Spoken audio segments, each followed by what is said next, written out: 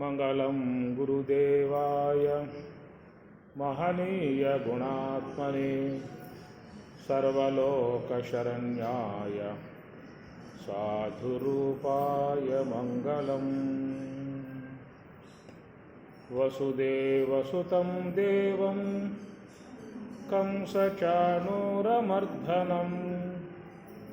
దేవకీ పరమానందం కృష్ణం వందే జగద్గురుం. కృష్ణం వందే జగద్గురుం. హరయ పుత్ర కామేష్టి అందు పరమాన్నమున పరగజనియించిన పరబ్రహ్మము. హరయ పుత్ర కామేష్టి అందు పరమాన్నమున పరగజనియించిన పరబ్రహ్మము. సురుల రక్షింపగ అసురుల శిక్షింపగ తిరమై ఉదయించిన దివ్య తేజము. చింతించ యోగేంద్రుల చిత్త సరోజముల సతతము నిలచిన సాకారము. వింతలుగా మునులెల్లా వెదకినయటి కాంతుల జన్ను మీరిన కైవల్య పదము. రాముడు రాఘవు రవికులుడితడు వేద వేదాంతములందు విజ్ఞాన శాస్త్రములందు పాదుకొన బలికేటి పరమార్థము.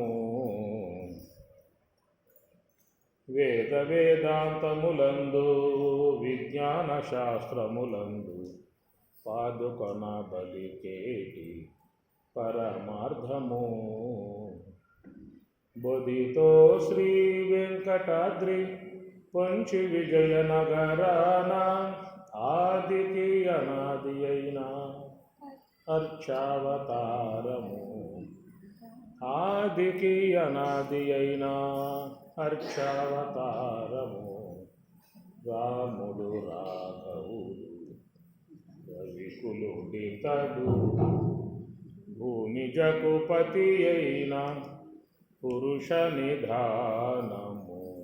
రాముడు రాఘవుడు రవికులుడితడు.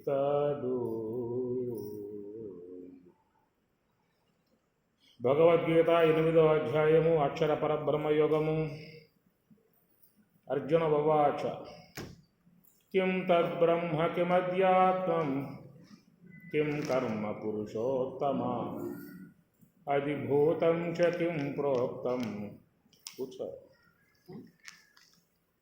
అధిదైవం కిముచ్యతే అధియజ్ఞః కథం కోత్ర దేహేస్మిన్ మధుసూదన ప్రయాణకాలే చ కథం జ్ఞేయోసి నియతాత్మభిః. 7 ప్రశ్నలు. శ్రీ భగవానువాచ అక్షరం బ్రహ్మ పరమం స్వభావో అధ్యాత్మముచ్యతే భూతభావః ఉద్భవకరః విసర్గః కర్మ సంజ్ఞితః. ఈ పదం మీద నిన్న చెప్పుకోవడం జరిగింది, పొద్దున కూడా చెప్పుకున్నాం. అర్థమైందా?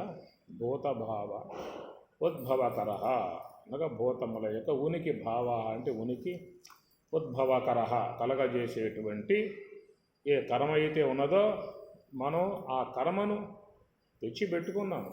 సూక్ష్మదేహంలో ఎవరికి వారు ఎంతెంత శక్తి కొలది 2 చేతుల 4 చేతుల 10 చేతులతో సంపాదించుకుంటూ ఉన్నారు లోకంలో.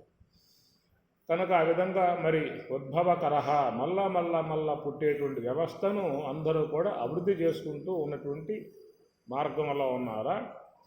దాన్ని తొలగింపజేసుకునేటువంటి మార్గంలో ఉన్నారు. మరలా పుట్టేటువంటి విధానముగా ఉన్న వ్యవస్థని పెంపొందింపజేసుకునే మార్గంలో ఉన్నారా? దాన్ని తొలగింపజేసుకునే మార్గంలో ఉన్నారా?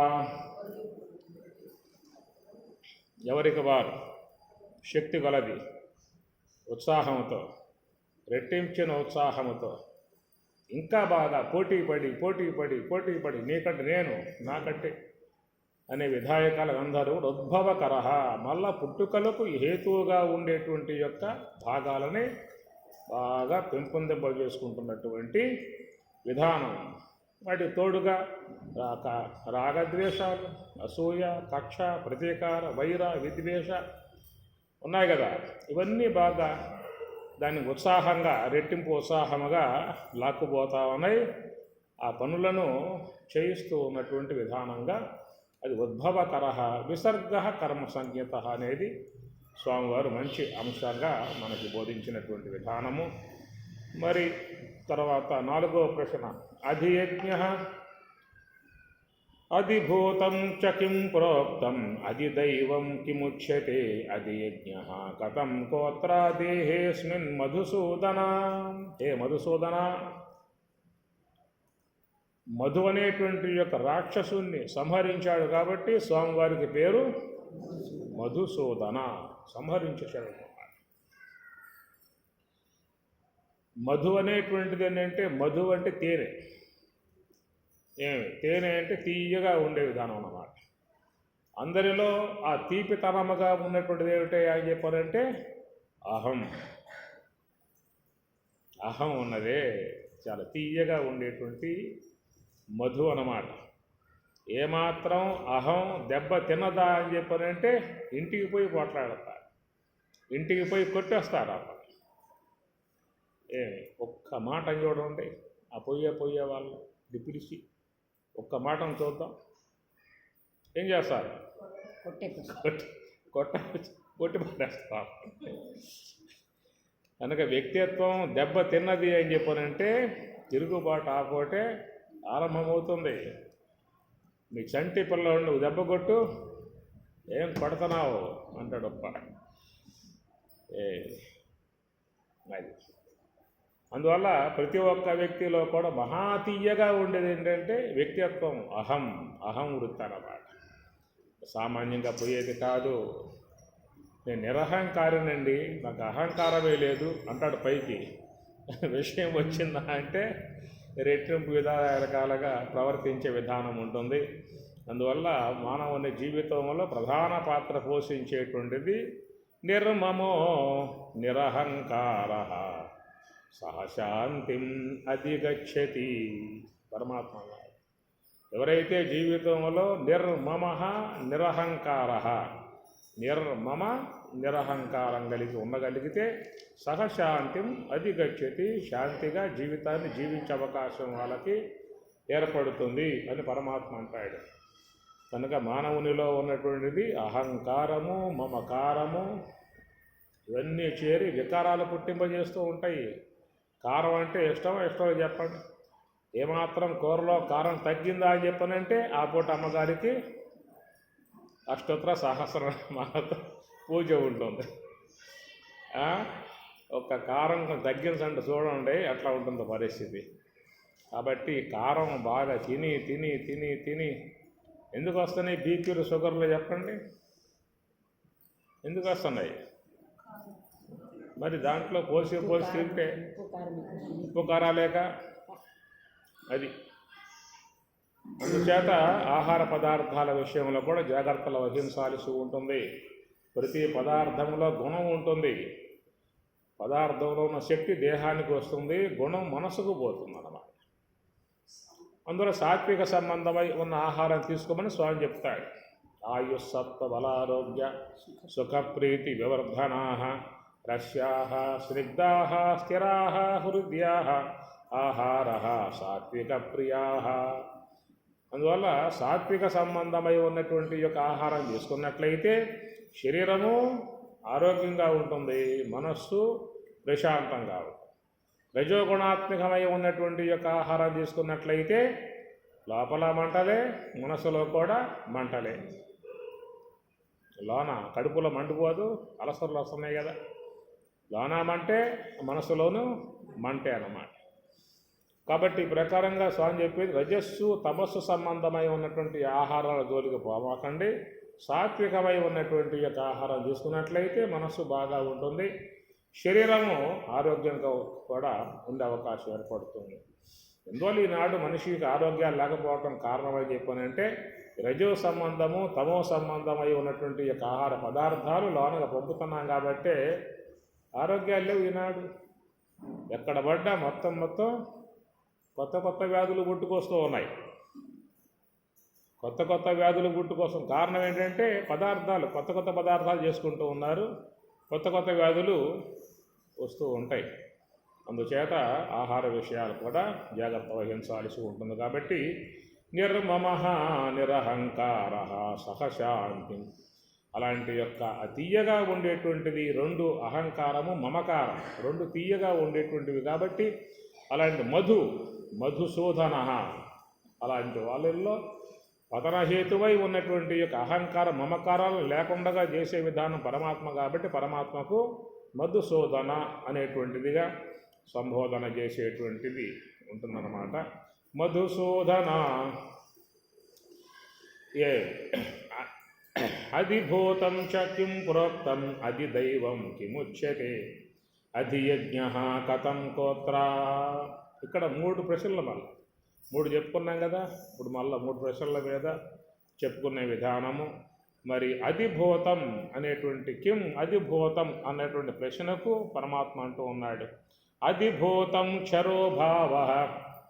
అధిభూతము అని చెప్పారంటే క్షరోభావ నశించే స్వభావం కలిగి ఉన్నటువంటి దానిని అధిభూతం అని చెప్పి అంటారన్నాడు. పురుషశ్చ అధిదైవతం, పురుషుడే అధిదైవతం రెండో మాట. అధియజ్ఞ అహం ఏవ అత్ర దేహే దేహభృతాంవర సంబోధన ఇది. అర్జున, నువ్వు దేహభృతాంవర, దేహమును ధరించినటువంటి వాళ్ళలో కల్లా గొప్ప వాడివి. దేహమును ధరించినటువంటి వాళ్ళల్లో నువ్వు చాలా శ్రేష్ఠుడు. వర అంటే శ్రేష్ఠుడు అన్నమాట. లోకంలో అందరూ దేహం ధరించే ఉన్నారుగా, దేహదారు లేక దేహం ధరించి ఉన్నాం కదా. ఇట్లా ధరించినటువంటి వాళ్ళల్లో నువ్వు వర శ్రేష్ఠుడైనటువంటి వాడివి అని చెప్పినన్నాడు. ఎందుకంటే మరి నువ్వు విధముగా నన్ను ఆశ్రయించావు, బ్రహ్మ విద్యను కోరుకున్నావు, నన్ను ఆశ్రయించావు, నన్నే కోరుకున్నాడు అర్జునుడు. ఇప్పుడు పరమాత్మ మరి ద్వారకలో ఉన్నప్పుడు సహాయార్థి అయి దుర్యోధనుడు వెళ్ళాడు, అర్జునుడు వెళ్ళాడు. ముందుగా వెళ్ళింది ఎవరు? దుర్యోధనుడు వెళ్ళాడు ముందుగా. పరమాత్మ పాతాలకు కూర్చున్నాడు. పాదాలకు మనం కూర్చుని మనం రారాజు అయితే అని చెప్పని మళ్ళా ఆ శిరోభాగంలో వచ్చి కూర్చున్నాడు. తర్వాత అర్జునుడు వచ్చాడు, పాదాల కడుపు కూర్చున్నాడు. స్వామి కళ్ళు తెరిచి కనబడతారు, ఆయన కనబడతాడు. ఎప్పుడు వచ్చావు అర్జున అన్నాడు. దుర్యోధనుడు ఏమన్నా నేను ముందు వచ్చా అని చెప్పని అన్నాడు. నువ్వు ముందు రావచ్చు, నేను చూసింది ముందుగా అర్జునుడు. ఎందుకు వచ్చారని చెప్పి అడిగితే, అయ్యా యుద్ధం ఆరంభం కాబోతా ఉన్నది, తెలుసు కదా, నువ్వు రాయబారి చేసావు కదా, యుద్ధం నిశ్చయించావు కదా, యుద్ధంగా రాబోతా ఉన్నది, నీ సహాయార్థి అయి వచ్చావని చెప్పని ఇద్దరు చెప్పినప్పుడు పరమాత్మ ఏం చేశాడు? నాకున్నటువంటి కాలు బలము, అశ్వబలము, గజ బలము, సైన్యం మొత్తం పక్క పెట్టేశాడు. నేను ఒక్కడనే ఒక ప్రక్క ఉన్నా, ఒక్కడనే ఒక ప్రక్క ఉంటాను. అదంతా సైన్యం కానీ, కాలు బలము, గజ బలము, అశ్వబలం మొత్తం కూడా పక్కన పెట్టేసేసాను. ఏం కావాలో కోరుకోండి, నేను పైకి యుద్ధం చేయను. ఊరు సలహాలు అయితే అప్పుడప్పుడు నేను అడిగితే సలహాలు ఇస్తూ ఉంటాను, ఖాళీగా ఉంటాను, ఏ పని చేయను, యుద్ధం చేయను, ఏం చేయను అని ప్రకారంగా పరమాత్మ చెప్పేసి సైన్యం అంతా కూడా ఒక పక్క పెట్టేశాడు. తాను ఒక ప్రక్క ఉన్నాడు. కోరుకో అనే విషయంగా రాగానే నాకు ముందేవయ్యా అన్నాడు. ఎవరు? ఈ దుర్యోధనుడు. నువ్వు కాదు, ముందు కోరుకో. ఆయన చూసా ముందు నేనుగా. కనుక ముందుగా కోరుకునేటువంటి యొక్క విధానాన్ని అర్జునుడికి ఇస్తున్నాను అని చెప్పి అనగానే ఏమంటే దుర్యోధనుడికి అర్థమైంది, ఇది పెద్ద మాయగా ఉంది. సైన్యం అంతా పక్క పెట్టేశాడు, ఆయన పక్క ఉన్నాడు. ఈ సైన్యం మొత్తం కూడా కట్టబెట్టే ఉద్దేశంతో పని చేస్తూ ఉన్నాడు. సైన్యం మాత్రం తీసుకుపోతే ఈయన ఆయమంటాడు, సార్ నేను చేసుకొని నేను యుద్ధం చేస్తాడా? యుద్ధం చేయడు, ఊరకే ఉంటాడు, సలహాలు ఇస్తూ ఉంటాడు, 3 పూట్ల భోజనం చేస్తూ ఉంటాడు, విందులు వినోదాలు ఆయన మళ్ళీ ఏర్పాటు చేయాలి నేను మళ్ళీ పైగా అలాంటి యొక్క విధానం పెద్ద మాయగా ఉంది చెప్పి అనుకున్నాడు. చివరికి అర్జునుడు కోరుకోమని చెప్పి అనగానే కోరుకున్నాడు. ఏం కోరుకున్నాడు? ఎవరిని కోరుకున్నాడు? కృష్ణ పరమాత్మను కోరుకున్నాడు అన్నమాట. దాంతో దుర్యోధనుడికి చాలా పరమానందం అయిపోయింది. అమ్మయ్య, అది బొట్లో పడ్డాడు వాడు. సైన్యం మొత్తం నాదే కదా అని చెప్పి ఉద్దేశంతో, బావా కృష్ణ, సైన్యం మొత్తం నాదే కాబట్టి నేను తీసుకుపోతాను అని చెప్పని వెళ్ళిపోయాను అన్నమాట. ఇది భక్తులుగా ఉన్న వాళ్ళకు భగవంతుడు పెట్టేటువంటి పరీక్ష అన్నమాట. మేం భక్తులం అని చెప్పి అంటాం కదా. అలాగా ఉన్నటువంటి వాళ్ళందరికీ కూడా ఒక పెద్ద పరీక్ష. ఒకవేళ ఎలాంటి యొక్క విధానం మీకు ఏర్పడితే మీరేం చేస్తారు? అప్పుడు ఎవరిని కోరుకుంటారు? సైన్యం కోరుకుంటారా? పరమాత్మను కోరుకుంటారా? మీరు అదే స్థానంలో మీరుంటే చెప్పండి. ఇప్పుడు మీరు సైన్యం కోరుకుంటారా? పరమాత్మను కోరుకుంటారా? మీరు పరమాత్మనే కోరుకుంటారు. మీరు పరమ భక్తులు అయితే లెక్కన. ఒకవేళ భగవంతుడి కృష్ణ పరమాత్మ యొక్క భక్తికి మెచ్చుకొని వచ్చాడు. వచ్చి అమ్మగారు రండి అమ్మాయి, ఈ పొదుటూరు గ్రామంలో 6 ప్లాట్లు పలానా చోట ఉన్నాయి. 2 బిల్డింగులు, 3 అంతస్తుల బిల్డింగ్లు కట్టిపెట్టి ఉన్నాయి. మళ్ళీ బ్యాంకులో 5-6 కోట్లు కూడా వేసి ఉన్నది. ఆ మొత్తం ఒక పక్షంలో పెడుతున్నాను, నేను ఒక పక్షంలో ఉంటూ ఉన్నాను. ఏం కావాలో కోరుకో. స్వామి ఎక్కడ స్వామి ప్లాట్లు అని చెప్పని అన్నారు. ఆ బస్ స్టాప్ దగ్గర ఒకటి ఉంది, అక్కడ సెంటర్ ఉంది చూసా, సెంటర్ ఒకటి ముఖ్యమైన సెంటర్లు ఏవైతే ఉన్నాయో 5-6 సెంటర్లు, అక్కడ 5 ప్లాట్లు, ఒక 5 ఎకరాల పొలము, తర్వాత బ్యాంకులో 4 కోట్లు డబ్బు, ఇవన్నీ కూడా ఆ పక్క ఉన్నాయి. నేను ఈ పక్క ఉన్నాను. ఏం కావాలో కోరుకో అని చెప్పి అడిగితే అప్పుడేం చేస్తారు? ఆలోచనలో పడతారు. ఆ స్వరాజ్యాసనం స్వామి చెప్పే మాట తప్పడం అవుతుందేమో అని ఓ పక్క, మాట తప్పాలి, ప్లాట్లు ముఖ్యం, మనకి డబ్బులు ముఖ్యం. ఇది మళ్ళా రాడు కాదు, ఏదో వచ్చేసాడు. ఏం కొడతారు? పరీక్షే. గుళ్ళోకి పోతేనే టెంకాయ పూజారికి ఇచ్చి, అయ్యా చెప్పు సంకల్పం. అమ్మ చెబుతున్నా, ధన కనక వస్తు ప్రాప్తిరస్తు, ఇష్టకామ్యార్థ ఫల సిద్ధిరస్తు, అష్టైశ్వర్యాది సిద్ధిరస్తు, ఎట్రస్ నువ్వు చెప్పుకోమనుకోండి. నేను కొన్ని చెప్పాను, మిగతా చెప్పుకో. సంప్రాప్తిరస్తు, ఆ ఇంటి పేరు, ఇంటి అడ్రస్సు, ఇంటి నెంబరు, వీధి నెంబరు, ఊరు నెంబరు, మొత్తం పక్కింటి వాళ్ళు వాళ్ళ మధ్యలో ఉన్న ఇల్లు ఇది ఎల్లది నల్ల మర్చిపోయి వాళ్ళ కొంపలు వాడేస్తాయి. ఏమన్నా ఈ కొంపలు మాత్రం. సంకల్పం చెప్పకపోతే ఊరుకుంటామా? చెప్పండి. టెంకాయ ఇచ్చి ఏమై పూజారి సంకల్పం రాదా నీకు? చెప్పు. అద్య బ్రహ్మణ ద్వితీయ పరార్థే శ్వేత వరాహ కల్పే వైవస్వత మన్వంతరే కలియుగే జంబూదీపే భరతవర్షే మేరు దక్షిణ దిగ్భాగే శిరీషాగ్నేయ ప్రదేశే పొద్దుటూరు గ్రామే పలానా వీధి, పలానా ఇల్లు, పలానా ఇంటి నెంబరు, వీధి నెంబరు, ఆ నెంబరు, ఈ నెంబరు మొత్తం కూడా రాసిపెట్టుకోను స్వాంగరు. కనుక మానవుని యొక్క భక్తి అక్కడ తేలిపోతుందన్నమాట. అర్జునుడు కాబట్టి, స్వామి ఏమి నాకు అవసరం, మొత్తం నువ్వు ఉంటే చాలు నా పక్కన, విశ్వంభరుడవు, విజయం నాదే అన్నాడు. అట్లాగా భక్తునికి పరీక్ష అన్నమాట. మీరు ఇప్పుడేమంటారు? స్వామి ఒకవేళ అట్లా ఆ విధంగా ఆయన గారు వచ్చి మా ముందుకి 10 ప్లాట్లు పెట్టినాయి కాక, 50 ఎకరాలు పెట్టినాయి కాక, మేము కోరుకునేది మాత్రం పరమాత్మనే అనేటువంటి ఇక్కడ అంటారు, నా ముందైతే అంటారు. రియాలిటీగా వచ్చినప్పుడు మాత్రం అక్కడ ఉంటూ మన పరీక్షలన్నీ కూడా సరే ఈ ప్రకారంగా ఉండేటువంటి విధానం. పరీక్ష ఘట్టాలుంటాయి, అప్పుడు నెగ్గాల. దాన్ని నెగ్గితే తప్ప మనం ముందు పోయే అవకాశాలు ఉండవు. అందువల్ల ఆ కారణంగా దేహభృత అంబర, దేహభృత్ అంటే దేహము ధరించినటువంటి వాళ్ళు విశ్వం చాలామంది ఉన్నారు. దేహం ధరించి అందరికంటే కూడా నువ్వు శ్రేష్ఠుడవు. ఎందుకని చెప్పానంటే నువ్వు మరి జ్ఞానాన్ని కోరుకున్నావు, భక్తిని కోరుకున్నావు, నన్ను ఆశ్రయించావు. ఇది భగవంతుడు చెప్పినట్లుగా యోగక్షేమం వహామ్యహం అన్నారు కదా. అనన్యాశ్చింతయంతో మాం ఏ జనా పర్యుపాసతే తేషాం నిత్యాభియుక్తానాం యోగక్షేమం వహామ్యహం అన్న ప్రకారంగా మరి కుంతి మాతకు మాట ఇచ్చాడు.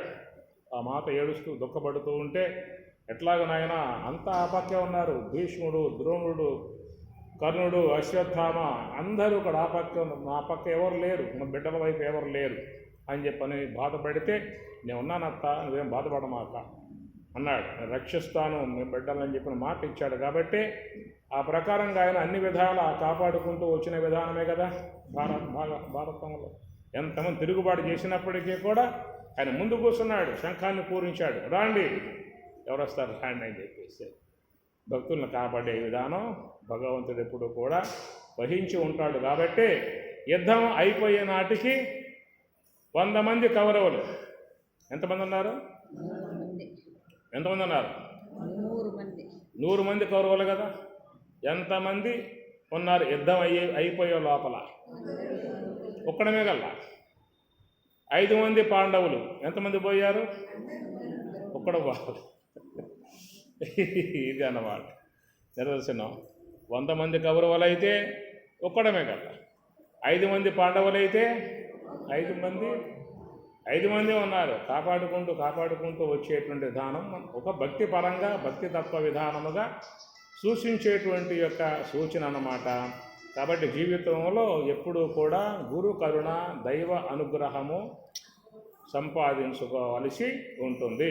గురు కరుణ, అపార కరుణ, గురు మహిమ, అపార మహిమ, గురు మహిమ అనేటువంటి విధానంగా అట్లా పాడతారు. దేహభృత అంబర అని చెప్పనంటూ అర్జున ఏ యొక్క సందేహం అడిగావో చెప్తాను వినమని చెప్పిన అన్నారు. అధిభూతం క్షరోభావ. అధిభూతం అనేది క్షరోభావ, నశించే స్వభావం కలిగి ఉన్నది. పురుష చ అధిదైవతం. అధిదైవతం అనేది ఏమిటంటే పురుషుడే అధిదైవతం అని చెప్పిన అన్నారు. అధియజ్ఞ, మూడవది ఏమిటి? అధియజ్ఞ. అడిగావు కదా నువ్వు, అధియజ్ఞ, అధియజ్ఞుడుగా ఉన్నటువంటి వాడు అహం ఏవ, నేనే అన్నాడు. అహం అత్ర దేహే దేహభృతాంబర. ఆ దేహమునందు ఉన్నటువంటి యొక్క అధియజ్ఞుడును నేనే అనే మూడవ మాటగా చెప్పుకొచ్చాడు. ఇక్కడ 3 అంశాలు అన్నమాట. ఒకటి అధిభూతం క్షరోభావ, నశించే స్వభావం కలిగి ఉన్నది. పురుష అధిదైవతం, పురుషుడే అధిదైవతం. మూడవది అధియజ్ఞ అహం, నేనే అధియజ్ఞుడను అనేటువంటి మాట. కాబట్టి ఇక్కడ అధిభూతం క్షరః భావ అంటే శరీరాలు. ఈ శరీరాలే క్షరోభావ, నశించే స్వభావం కలిగి ఉన్నటువంటిది. ఈ శరీరాన్ని అధిభూతం అంటారు. భవతి ఇది భూతం, నశించే స్వభావంతో ఉన్నటువంటిది ఏంటంటే ఈ శరీరము అని చెప్పని. పురుష అధిదైవతం, ఈ దేహములో ఉన్నటువంటి అధిదైవతమే పురుషుడు, జీవుడు అన్నమాట. జీవుడు అధిదైవతం అని చెప్పని. అధియజ్ఞ, ఈ దేహములో ఉన్నటువంటి అధియజ్ఞ స్వరూపుడు మరి ఈశ్వరుడు అని చెప్పి అర్థం. మహాకారణములో ఉన్నటువంటి ఈశ్వరుడు అధియజ్ఞం అహం అని చెప్పాడన్నమాట. కాబట్టి మరి అధిదైవతం అంటే పురుషుడు, జీవుడు, కారణదేహ స్థలంలో ఉన్నటువంటి యొక్క ఈ జీవుణ్ణి అధిదైవతం అంటారు. ఇక స్థూలదేహ సంబంధమై ఉన్నటువంటి యొక్క పార్థివ దేహాలన్నీ కూడా అధిభూతం క్షరోభావ. క్షరః నశించేటువంటివి. ఆ దేహాన్ని అమృత భాండంలో ముంచుగాక ఏదో పూట నశింపబడుతుంది, శిథిలమవుతుంది, రోజు రోజుకి మృత్యువు వద్దకే ప్రయాణమై పోతూ ఉన్నది. కనుక మృత్యువునే వరిస్తుంది. ఎంత దాన్ని బాగా కాపాడుకున్నా, చూసినా, ఎన్ని మందులు వాడినా, లంగ్స్ మార్చినా, కిడ్నీలు మార్చినా, హార్ట్లు మార్చినా, లంగ్స్లు మార్చినా, ఇంకేమన్నా మార్పు చేయడానికి అవకాశాలు ఇంకా శరీరంలో తలకాయలు మార్చే విధానాలు కూడా ఇంకా ముందు రావచ్చు అనుకుంటా. ఏమి అప్పట్లో ఉన్నది. అప్పట్లో దధ్వంగ్ అనేటువంటి ఋషి యొక్క విధానంలో అశ్విని దేవతలు ఆ పని చేస్తారు.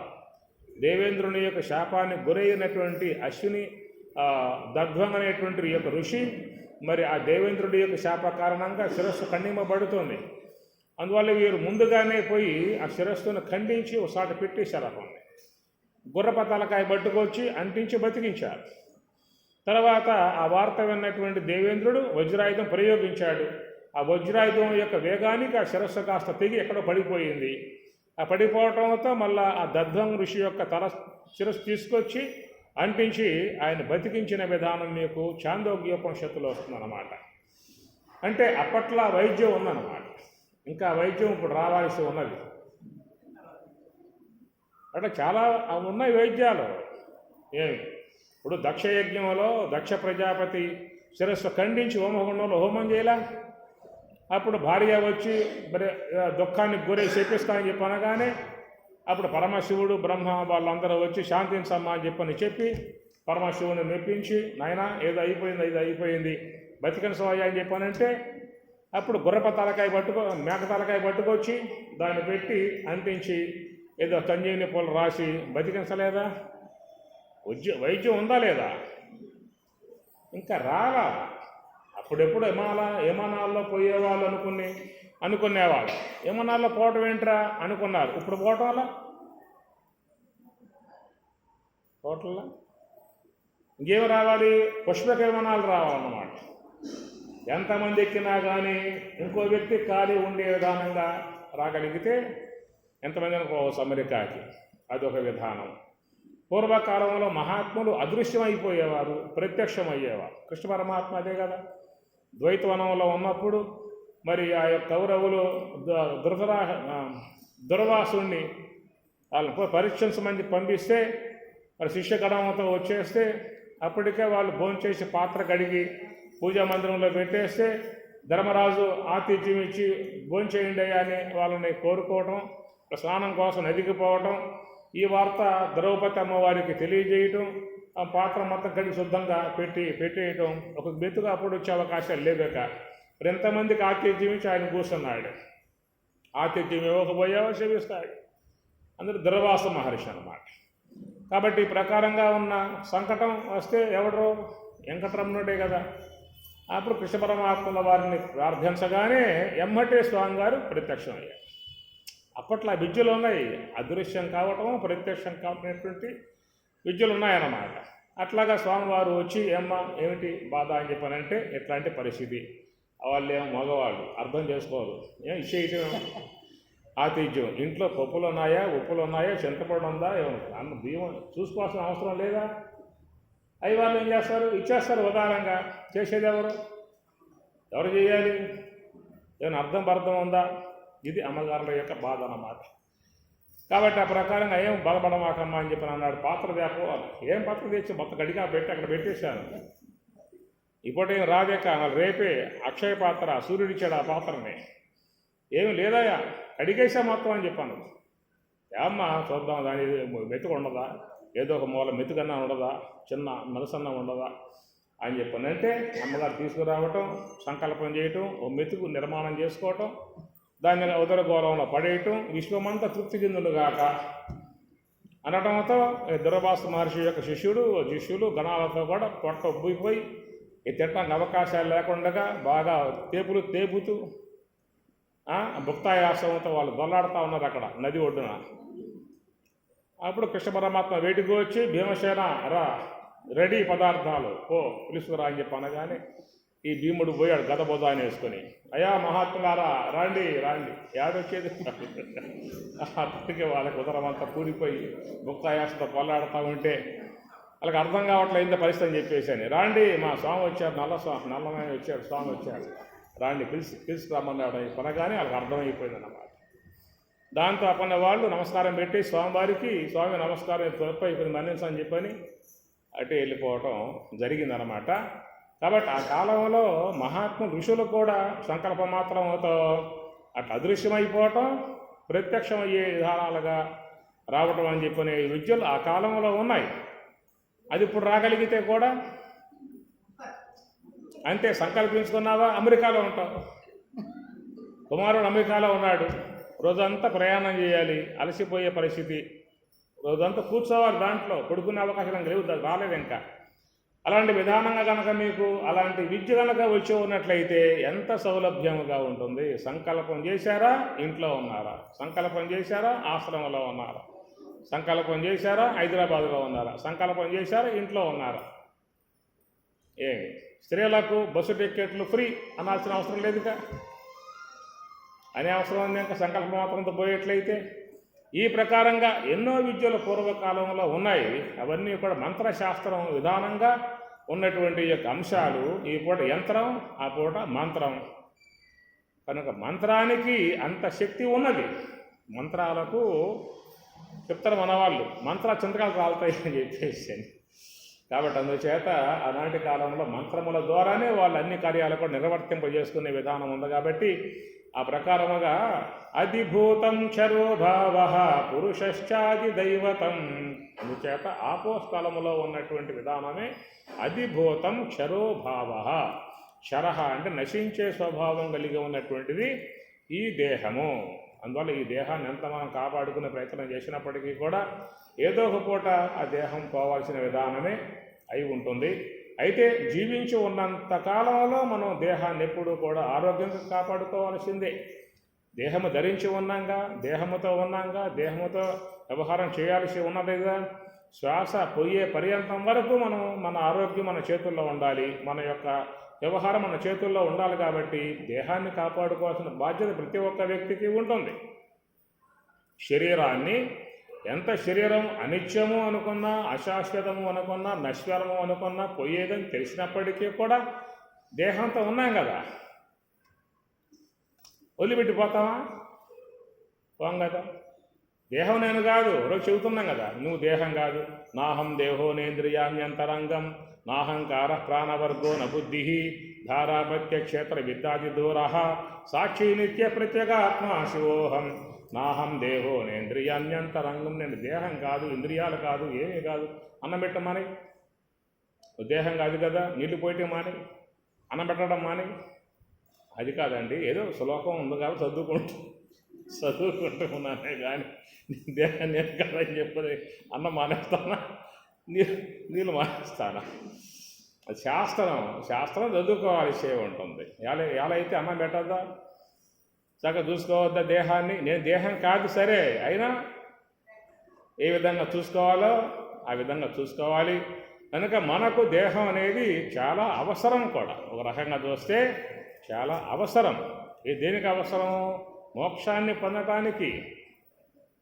మోక్ష సాధన చేయాలంటే దేహం ఉన్నప్పుడే చేసుకోవాలి తప్ప దేహం పోయాక చేసే అవకాశాలు లేవు. ధ్యానం చేయాలన్నా, జపం చేయాలన్నా, యజ్ఞం చేయాలన్నా, యాగం చేయాలన్నా, పూజ చేయాలన్నా దేహం ఉన్నప్పుడే చేయాలి తప్ప దేహం లేని విధానాలుగా చేసే అవకాశాలు లేవు. కాబట్టి ఈ యొక్క మానవ దేహము అంటే మోక్షకాయం, మోక్ష దేహం. ఇక్కడే మోక్షం, ఎక్కడికో పోయి మోక్షం పొందే అవకాశాలు లేవు. న మోక్షో న బసః పురుష్టే న పాతాళే న భూతలే మోక్షో హి చేతో విమలం సమ్యజ్ఞాన నిబోధత అన్నారు. ఎవరు? వశిష్ఠ భగవానుల వారు రామచంద్రమూర్తితో యోగ వాసిష్టంలో చెప్పేటువంటి మాట. యోగ వాసిష్టం 33,000 శ్లోకాలు కలిగిన గ్రంథం, బృహత్ గ్రంథం యోగ వాసిష్టం. అంత గ్రంథాన్ని అధ్యయనం చేశాడు రామచంద్రమూర్తి వశిష్ఠ భగవానుల ద్వారా. మొత్తం ఎన్ని శ్లోకాలు? 33,000 శ్లోకాలు అన్నమాట. పారాయణం చేస్తారా? గ్రంథాన్ని చేతికిస్తే ఎన్ని రోజుల పారాయణం చేస్తారో చెప్పండి, తెచ్చిస్తా పుస్తకాలు మీకు. 33,000 శ్లోకాలు ఒక పూటలో చేస్తారా? ఒక వారంలో చేస్తారా పారాయణం? కనుక అంతటి విద్యను రాముడు వశిష్ఠ భగవానుల ద్వారా అధ్యయనం చేసిన దాంట్లో ఒక శ్లోకం ఇది. న మోక్షో న బసః పురుష్టే న పాతాళే న భూతలే. కాబట్టి మోక్షం అనేటువంటిది ఎక్కడా లేదు, ఎక్కడా లేదు. ఆకాశంలో లేదు, పాతాళ లోకం లేదు, భూమండలం ఎక్కడా లేదు. మోక్షోకి చేతో విమలం. ఇక్కడ ఈ దేహంలోనే కాబట్టి ఈ యొక్క దేహం అనేటువంటిది మోక్షకాయం, మోక్షం పొందటానికి యోగ్యముగా ఉన్నటువంటి యొక్క విధానం. ఇతర ఏ దేహాల్లోకి పోయినప్పటికీ కూడా మోక్ష సాధన చేసే అవకాశాలు అక్కడ లేవు. విశ్వంలో ఎన్నో ఉన్నాయి దేహాలు, అనేక దేహాల నుంచే ప్రయాణం చేసి వచ్చిన విధానం తెలియట్లా. గతంలో ఏ ఏ దేహాలలో నుంచి వచ్చావో అనేటువంటి యొక్క జ్ఞానం పరమాత్మ ఇచ్చి ఉన్నట్లయితే కూడా బాగా ధ్యానం చేసే అవకాశంగా చేసేవాళ్ళని అనుకుంటాను. ఏ దేహాల నుంచి నానా అవస్థల బడి వచ్చామో మనకు ఆ జ్ఞానం లేదు. ఈ దేహంలో వచ్చాక అది మరుగైపోయిందన్నమాట. అందుచేత ఉన్నటువంటి యొక్క విశ్వంలో ఉన్నటువంటి దేహాలలో కల్లా ఒక మానవ దేహమునందు మాత్రమే మోక్షం యొక్క అంశం ఉన్నది. కాబట్టి ముఖ్యంగా అందరూ కూడా మానవ దేహాన్ని కాపాడుకోవాలి, మానవ దేహం రక్షించుకోవాలి, మానవ దేహాన్ని సాత్వికవంతముగా చూసుకోవాలి, ఆరోగ్యవంతముగా చూసుకోవాలి.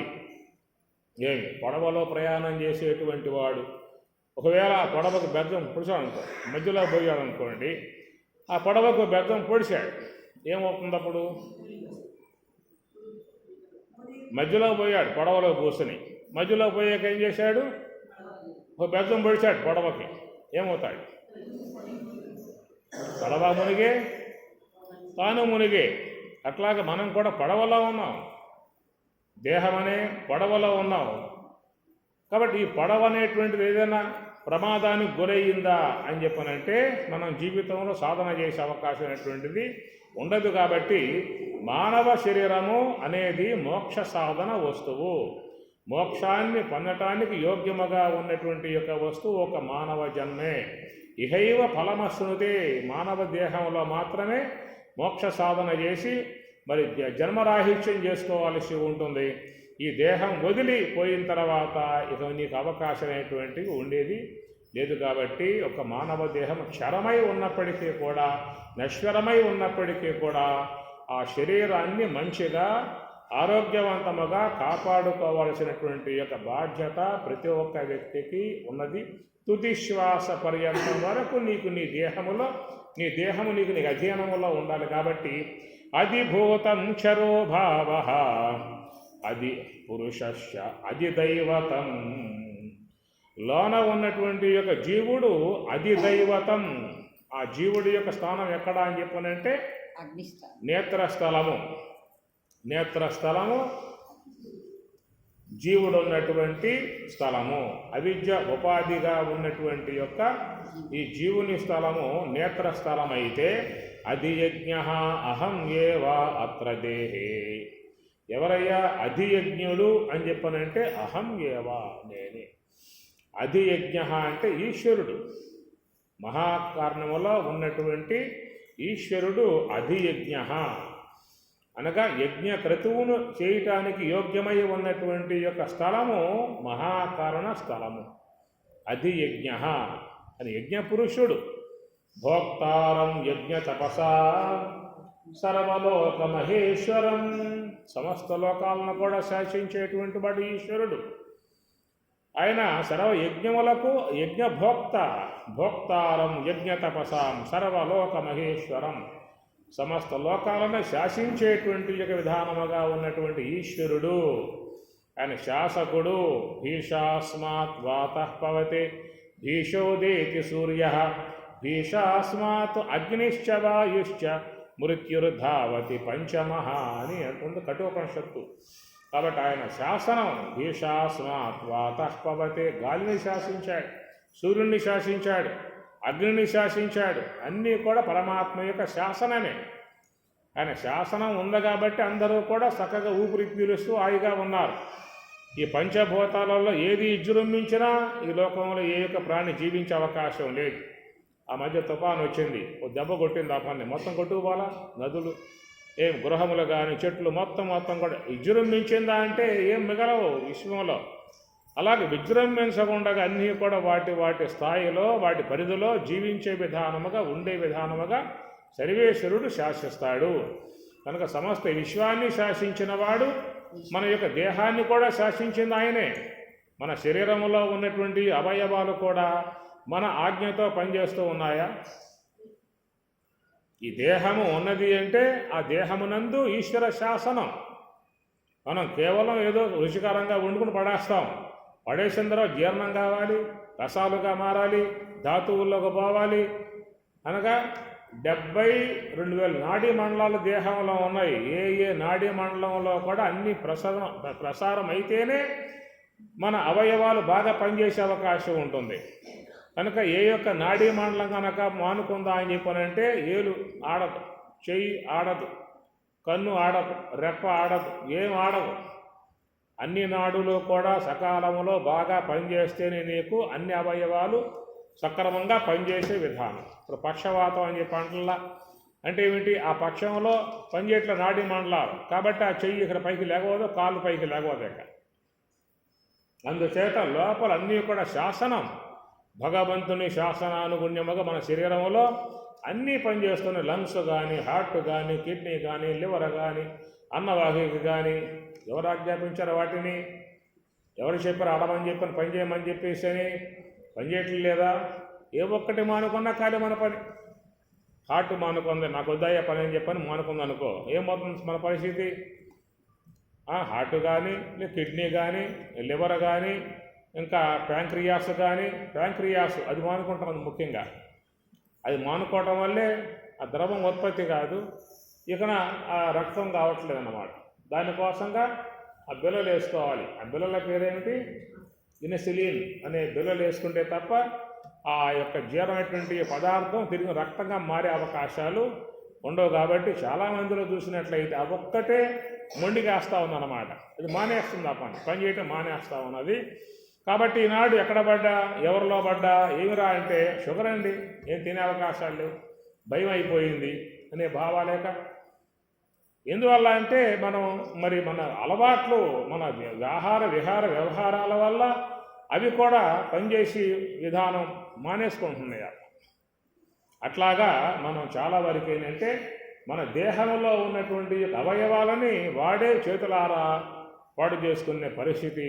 డ్రింకింగ్ అలవాట్లు ఉన్నటువంటి వాళ్ళు కూడా ఆ తాగే విధానాలలో లంగ్స్ పాడైపోతున్నాయి, కిడ్నీలు పాడైపోతున్నాయి, లివర్లు పాడైపోతున్నాయి. అనేక వ్యాధులకు వాళ్ళు గురయ్యే పరిస్థితి ఏర్పడుతూ ఉన్నది. శరీరంలోకి ఏం పోవాలో చూసుకోవాల్సిన అవసరం లేదా? ఇప్పుడు మీ ఇల్లు ఉందనుకోండి, ఇల్లు బ్రహ్మాండంగా మార్పులతో, మంచి మంచి రంగులతో, మంచి మంచి తివాచీలతో అందముగా గృహాన్ని పెట్టుకుంటారు. అలాంటి గృహంలోకి రావాలని చెప్పానంటే ఎలాంటి వాళ్ళు వస్తారు చెప్పండి? మర్యాదస్తులు, సాత్వికులు, మహాత్ములు కానీ, తెలిసిన వాళ్ళు కానీ, బంధువులు కానీ, స్నేహితులు కానీ, అట్లాగే మర్యాదస్తులుగా ఉన్నటువంటి వారిని మాత్రం గృహంలోకి రావిస్తాం, కూర్చోబెడతాం. అది ఒకవేళ శోకరం బాగా పొల్లాడి బురదలో నేరుగా వస్తుంది ఇంట్లోకి, ఏం చేస్తారు అప్పుడు? అయ్యా శోకరం రండి, స్వాగతం సుస్వాగతం అని అంటారా? ఏం చేస్తారు? తరిగి కొట్టేస్తారు. రానివ్వరు. శునకం వస్తూ ఉన్నా రానివ్వరు, గార్ధవం వస్తూ ఉన్నా రానివ్వరు, మేక వస్తూ ఉన్నా రానిస్తారా?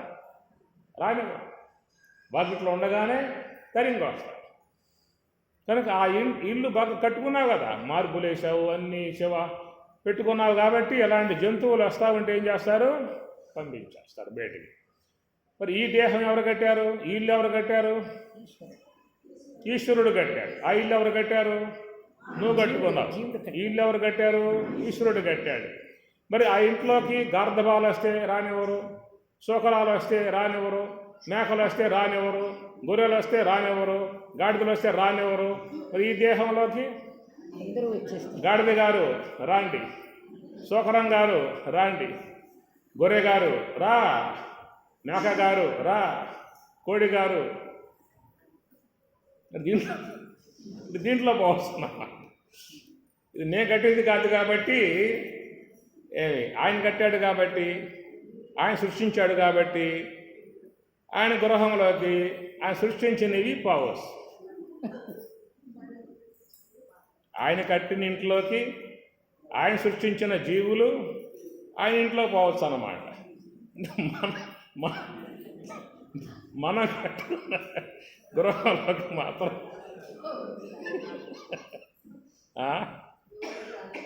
ఏమ్మా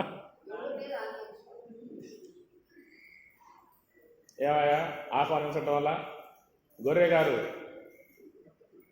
సండే వచ్చిందా అంటే ఎన్ని గొర్రెలండి, పటా పటా పటా పటా పటా పటా పటా పట కోసి పరేస్తారు. ఆ గొర్రె అంటుందన్నమాట, ఏమిరా ఆకులు అలములు తింటే నువ్వు కోస్తున్నావు, తోలు ఒలుస్తున్నావే, నా తోలు ఒలిసే విధానంగా నిన్ను రేపు ఆయన ఏం ఒలుస్తాడో అర్థం కాని వ్యవహారంగా ఉంది. కేవలం ఆకులు అలములు తింటేనే నా తోలు ఒలుస్తున్నావు, నా తోలు ఒలిసే విధానం నిన్ను వాడు రేపు ఏం తోలు ఒలుస్తాడు. అందుచేత ఏంటంటే మానవుడు తెలియకుండా చేస్తున్నటువంటి పనులు ఇవన్నీ కూడా ఈనాడు నీ వంతు, రేపు దాని వంతు. లెక్కలే కదా, లెక్కలాడపోతాయి. ఏమ్మా, లెక్కలేడకపోయేది లేదు, లెక్కలే. ఈ పూట ఎన్ని కోళ్ళు, ఎన్ని గొర్రెలు, ఎన్ని మేకలు, ఎన్ని చేపలు,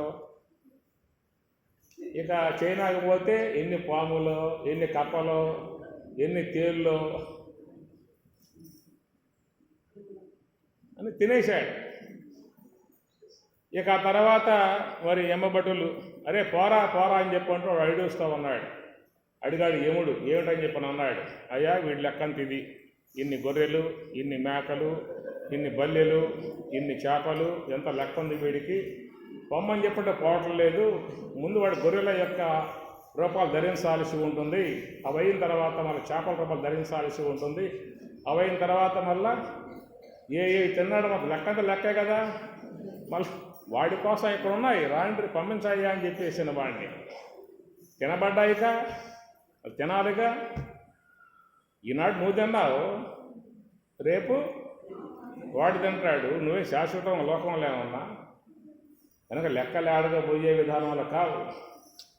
అందువల్ల అహింసో పరమో ధర్మ, అద్వేష్ట సర్వభూతానాం మైత్ర కరుణ ఏవశ. కనుక వాటిని హింసించమాక, బాధించమాక, వాటిని ఏమీ కూడా చేయమాక, రేపు మళ్ళా కోట నీకొచ్చే అవకాశం ఉంటుంది అని చెప్పినండి. పరమాత్మ నీకేం కావాలయ్యా, ఎన్ని ఇవ్వలేదు నీకు తినటానికి బతకటానికి, ఎన్ని కూరగాయలు ఇవ్వలేదు. పొద్దున్న లెగిస్తే నువ్వు మార్కెట్కి పోతే దొండకాయలు, బెండకాయలు, బీరకాయలు, పొట్లకాయలు, కాకరకాయలు, గుడ్డు గుమ్మడికాయలు, మామూలు గుమ్మడికాయలు, ఏమి ఎన్ని రకాలు నీకు ఇవ్వలేదు తిండి బతకటానికి. ఇంకా కందిపప్పు, పెసరపప్పు, ఉద్ది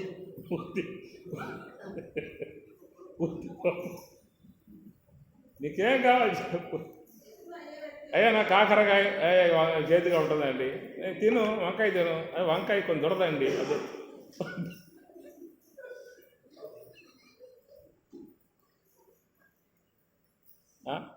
దొండకాయ తిను, నీ పడవు వదిలిపెట్టేయి. ఏం లేవు నీకు. కమ్మగా, మంచిగా, రసవత్తరముగా ఆహార విధానంగా పరమాత్మనికి ఏర్పాటు చేస్తే ఆ వదిలిపెట్టి పారేసేసి తీసుకొచ్చి దిగనారికి తింటూ ఉంటే రేపు ఊరుకుంటాయా? ఇప్పుడు నీ వంతు కానీరా, రేపు నాకు వంతు వస్తుంది, అప్పుడు ఆ పూట నేను చేసుకుంటాను. కర్మ ఫలితాలు అవి తప్పే విధానాలు కావనేటువంటి యొక్క విషయాన్ని గమనించుకోవాల్సి ఉంటుందన్నమాట. కాబట్టి ఈ ప్రకారంగా మనం జీవితాన్ని కొంత అధ్యయనం చేసుకోవాలి, వాస్తవాలు గుర్తించాలి. ఏమి తెగబడి వ్యవహారం చేస్తే రేపు మళ్ళా కర్మ ఫలితాలు అనుభవించే పూట ఇప్పుడు నవ్వుతూ చేసుకుంటే రేపు మళ్ళీ ఏడుస్తూ అనుభవించాల్సిన పరిస్థితిగా చెప్పే విధానం కదా. కాబట్టి ఎందువల్లంటే ఇదేనయ్యా జన్మ, లాస్ట్ జన్మ, ఇంకా మళ్ళీ వచ్చేది లేదు అని చెప్పినంటే నీ ఇష్టం చేసుకో, లాస్ట్ కాబట్టి. ఇస్లామిక్ వాళ్ళు ఏం చేస్తారంటే అయ్యా ఇదే మొదటి జన్మ, ఇదే లాస్ట్ జన్మ, కాబట్టి తిను అనుభవించు, మళ్ళా పుట్టే విధానం లేదు కదా. ఇప్పుడే వచ్చాం విషయంలోకి, దేహం పోయిందా అంటే మళ్ళీ రాబోయేది లేదు. జన్మ సిద్ధాంతాన్ని ఒప్పుకోరు వాళ్ళు. ఇస్లామిక్, క్రైస్తవులు జన్మ సిద్ధాంతం ఒప్పుకోరు వాళ్ళు. ఇదే మొదటి జన్మ, ఇదే లాస్ట్ జన్మ అన్నప్పుడు ఏం చేస్తాడు, తెగబడతాడు ఇక. అందువల్లే 6-7 పెళ్ళిళ్ళు.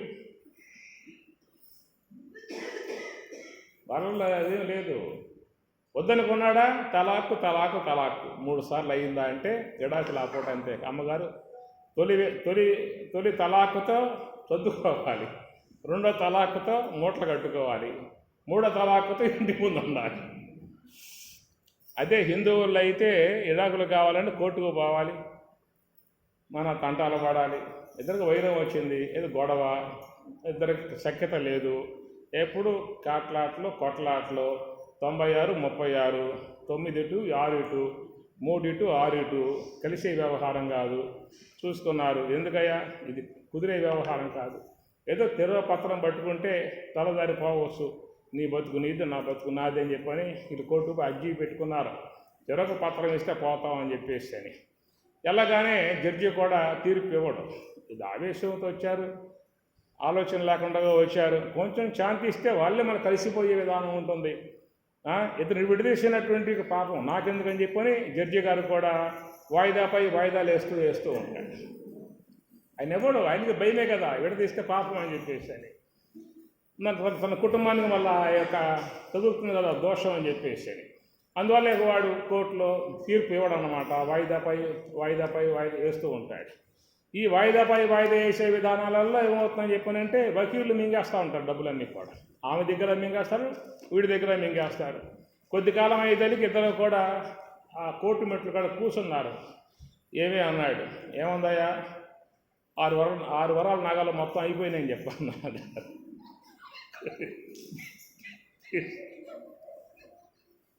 ఫీజులకి పోయి నా బ్యాంక్ బ్యాలెన్సు 5 ఎకరాలు మొత్తం పోయినాయి అన్నాడు. వీళ్ళు ఏముండవు, కోర్టుకు పోతే ఏముంటాయి చెప్పండి, వాయిదా లేక వాళ్ళు మింగేస్తారన్నమాట.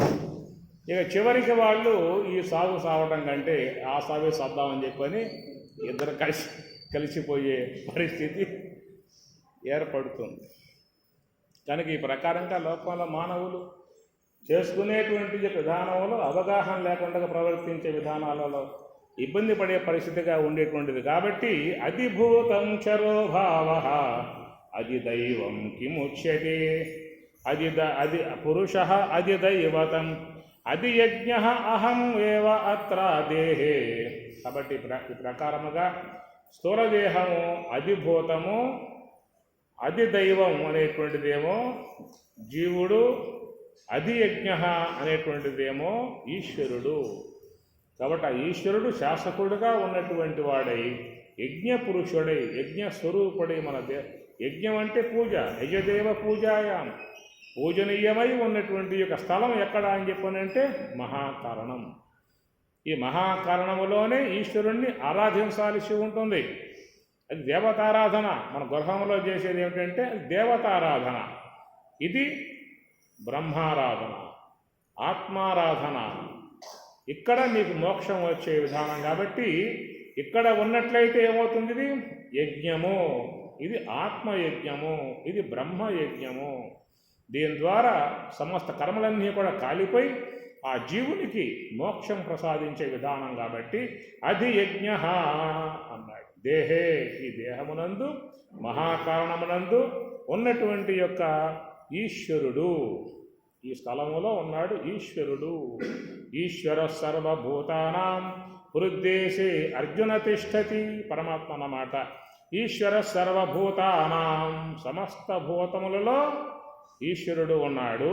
ఏం చేస్తూ ఉన్నాడు, భ్రామయన్ సర్వభూతాని యంత్రారూఢాని మాయయా. భ్రామయన్, సమస్త భూతముల్లో కూడా ఆయన వ్యవహరింపజేస్తూ ఉన్నాడు, తిప్పుతూ ఉన్నాడు, నడిపిస్తూ ఉన్నాడు. ఆయన మహాకారణ స్థలంలో ఈశ్వరుడుగా ఉండి సమస్త మానవుల ఆ శ్వాస అనే దాన్ని పట్టుకుని జీవుల్ని బతికిస్తూ ఉన్నాడు, వ్యవహరింపజేస్తూ ఉన్నాడు. కాబట్టి ఆ శ్వాస అనేది పరమాత్మ యొక్క చేతిలో ఉంది కనుక ఆయన్ని పట్టుకోవాలి.